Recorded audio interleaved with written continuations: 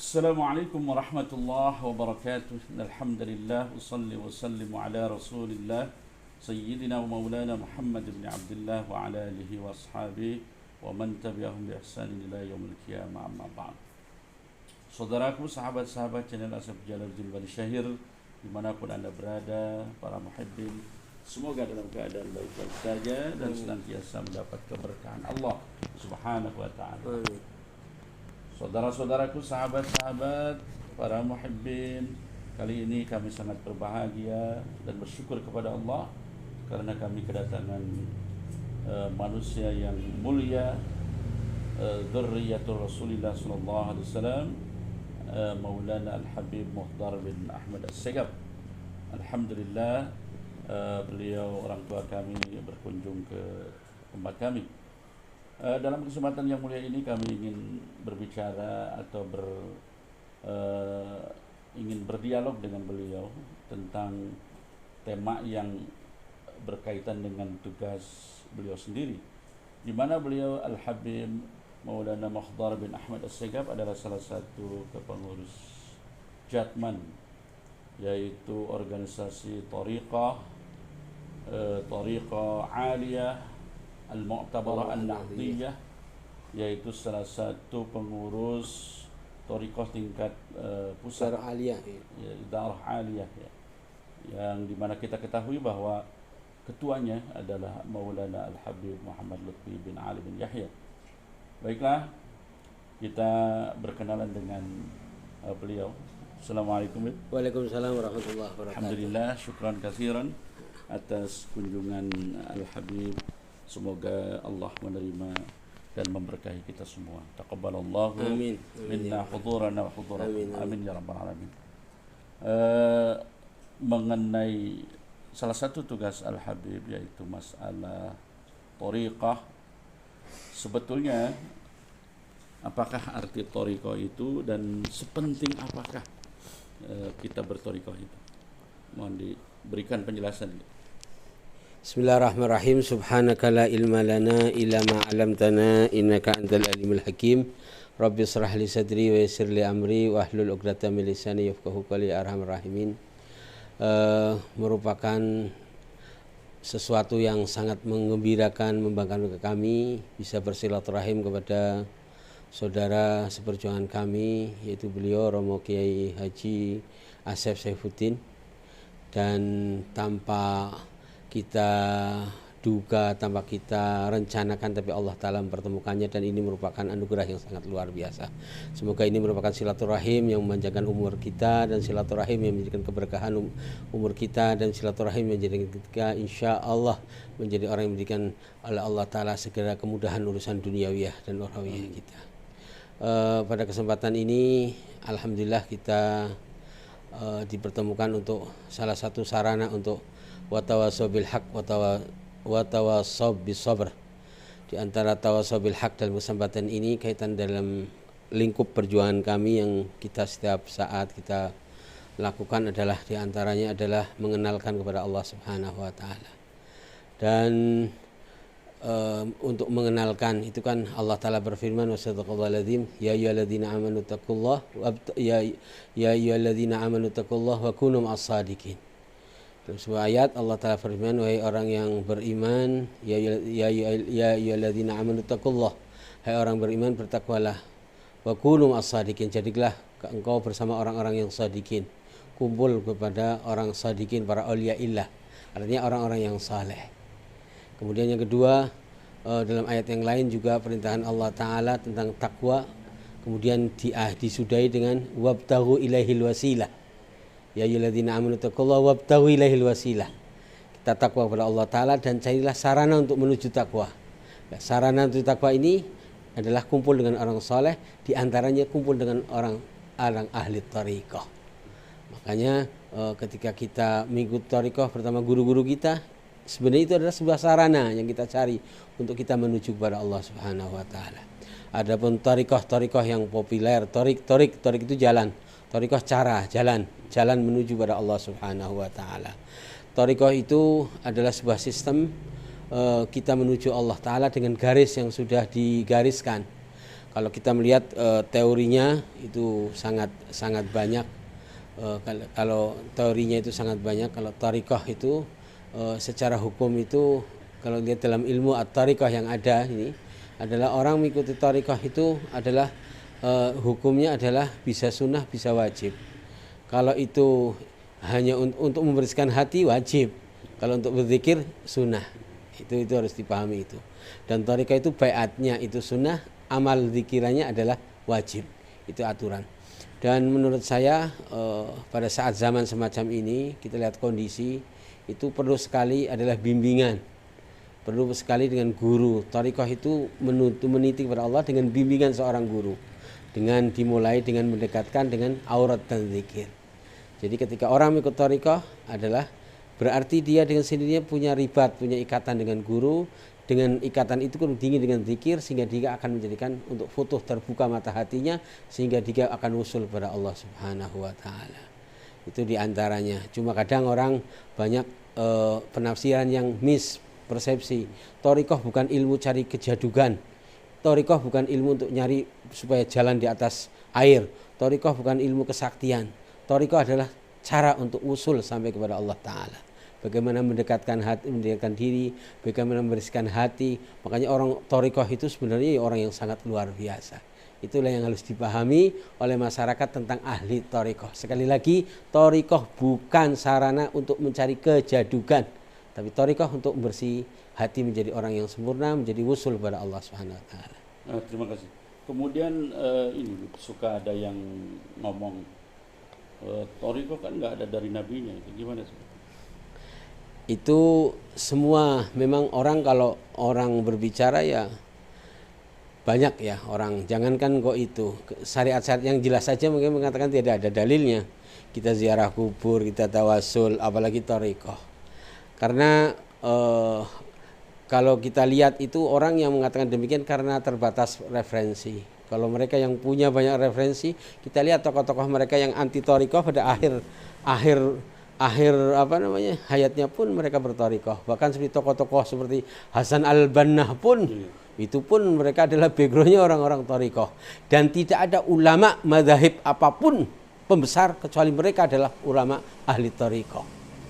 Karena thariqah itu membimbing secara spiritual, keilmuan tanpa dibimbing spiritual. Makanya syariat harus pakai thariqah, itu nggak bisa. Jadi sekali lagi kalau ada orang mengatakan karena dia terbatasan referensi, jelas, sangat jelas. Kalau kita akan bicarakan thariqah sisi adillah, sisi ayat, hadis 1000 kita tidak akan selesai, kita akan perbincangan dalam waktu yang singkat. Saya kira demikian. Juga ya menarik sekali apa yang dijelaskan oleh Al-Habib dan sudah begitu jelas menurut kita bahwa pentingnya thariqah. Tapi kadang-kadang ada yang suka ngomong begini, selama ini kan kita sudah mengerjakan ibadah sesuai dengan perintah Allah, itu saja yang penting kita lakukan sesuai dengan keterangan Al-Quran dan hadis. Ngapain harus berthariqah segala lagi? Ada yang berapriori seperti itu. Bagaimana tanggapannya? Itu hanya orang bodoh yang akan hanya orang bodoh dan orang yang lengah, yang berpengetahuan sempit, yang terjebak dalam persepsi pemahaman yang demikian. Karena orang akan mengatakan gini kalau saya logikakan, apakah kita cukup dengan arti seseorang itu vitamin makan, apakah itu buah, umpamanya kita buah pisang, satu pisang itu kandungannya mungkin seperti makan satu piring. Apakah berarti sudah makan pisang tidak butuh dengan makan nasi? Tidak, tetap karena tidak bisa. Kebutuhan orang itu tidak bisa. Makanya kalau orang mengatakan bahwa orang itu harus harus berthariqah dengan dalil, itu nggak bisa. Karena pintu orang itu kan kita mengenal Allah lewat Nabi. Kita mengenal Nabi lewat para sahabat. Kita mengenal sahabat lewat tabi'in itu regenerasi. Bagaimana kita mengatakan itu konsep Nabi kan hanya dasar saja. Tanpa perantara itu tidak akan mungkin. Jadi justru dengan bimbingan thariqah itu kita akan mengenal kepada Allah dan Nabi dan ajaran yang sebenarnya. Jadi bimbingan thariqah itu yang menjadikan kita usul. Karena dia akan memiliki pemahaman yang tidak akan bisa tanpa dibimbing. Makanya perlunya orang untuk berthariqah. Jadi kadang orang mengatakan, saya persis orang mengatakan, kamu kan pandai bikin obat, bikin jamu. Ya monggo, kalau dia yang ahli silahkan. Tapi apakah setiap orang ahli bikin jamu, bikin meracik? Tidak. Akibatnya salah racik maka jadi racun. Orang dalam Al-Quran hadis dalam mempelajarinya, kalau dia salah racik, jangankan kok ada yang namanya aurat, itu punya durasi, ibarat kunci, mata kunci. Kenapa dalam zikir itu ada bilangan 33, ada yang 33, 34, kenapa ada yang 7, suruh baca, ada yang, itu ibarat kunci mata pintu. Pintu itu ada kuncinya di giginya itu. Kalau giginya pas, bukanya bisa. Besar sedikit aja nggak bisa dibuka. Kekecilin sedikit nggak bisa. Makanya kenapa hitungan orang zikir harus sesuai yang diajarkan kepada guru, karena itu ibarat kunci daripada pintu. Ketika pas, bukanya akan buka. Dan jadi tidak bisa orang mengandalkan Quran hadis bagaimana akan konsep itu, harus tetap dibimbing oleh guru. Dan ilmu itu pun akan berkembang. Kecuali memang yang dijazakan untuk secara umum, seperti Al-Quran, nggak perlu itu membaca Al-Quran dan sebagainya.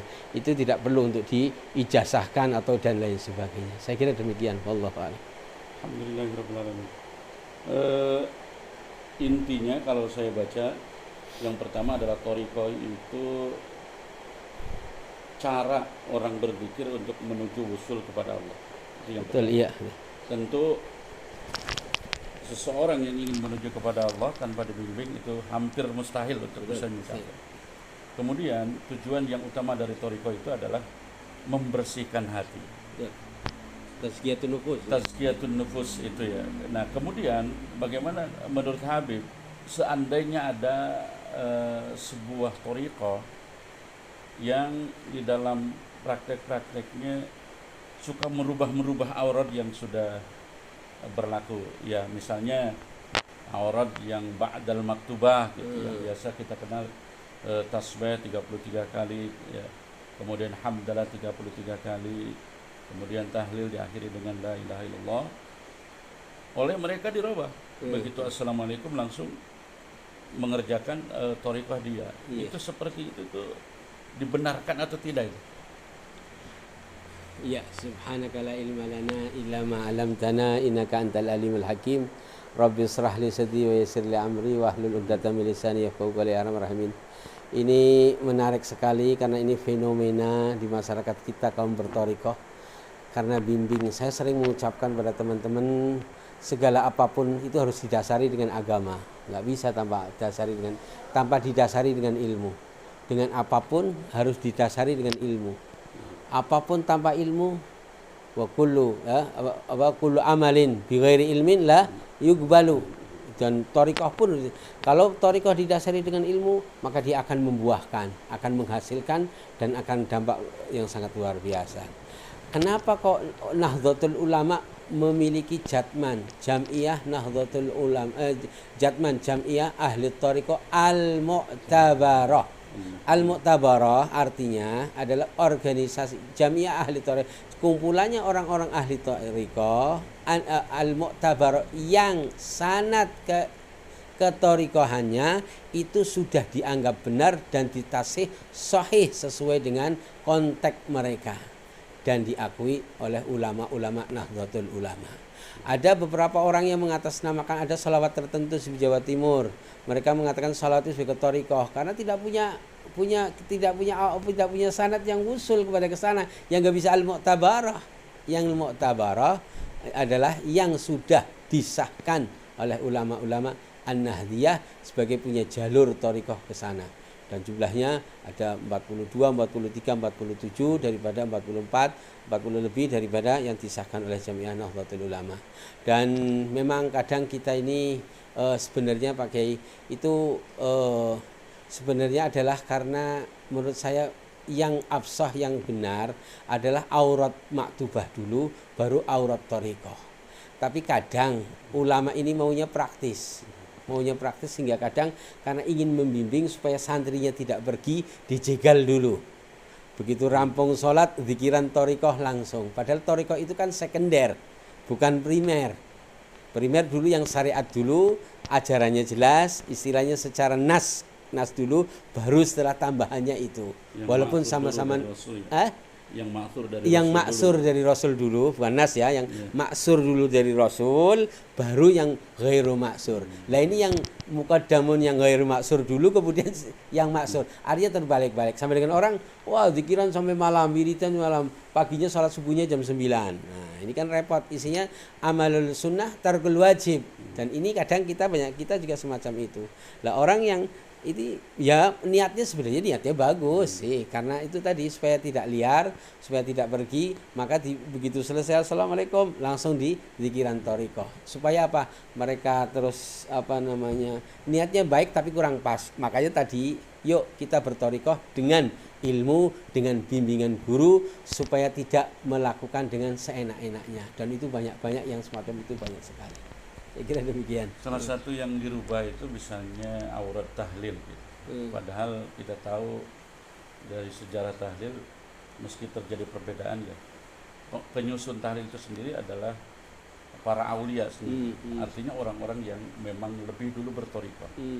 Tapi ada sebagian thariqah yang ketika tahlil mereka hanya membacakan satu saja zikir dari susunan tahlil yang sudah disusun oleh para aulia itu sendiri.